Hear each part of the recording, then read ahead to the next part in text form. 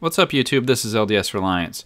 It's time to do another episode in the Ultimate Work Truck series, and today I want to review a product that, in my opinion, needs to be in every work truck, and that's a dash cam.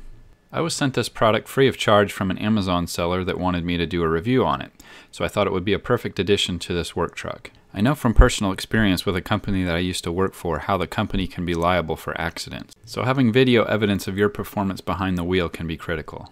I don't know who manufactures this particular camera. It appears to just be a cheap Chinese clone type camera.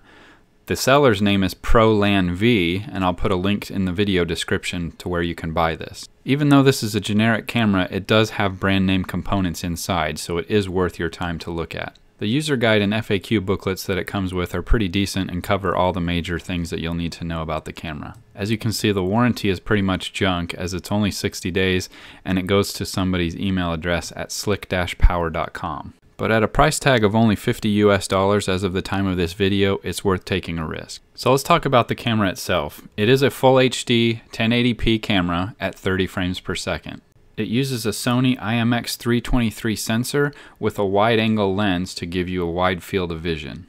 On the back is a 2.45-inch IPS LCD screen. It also has a Novatek processor inside and can handle low-light vision at night. It even has a small internal battery that can operate the camera if it detects that your car is being broken into. It does not come with its own SD card, so you will have to supply that. Any Class 10 card from 2 GB to 64 GB will work just fine. All there really is to do to assemble this unit is to put the SD card in the side of the camera and then attach the suction cup mount. Make sure that you mount it in a place where it's not going to obstruct your field of view, but where it's going to see the whole road. In my case, I chose to put it underneath the rear view mirror.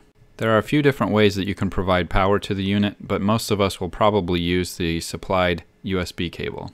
It also comes with a cigarette lighter adapter that will convert from 12 volt DC to the 5 volt DC for the USB. So enough talking about this camera, let's see what it does out on the road.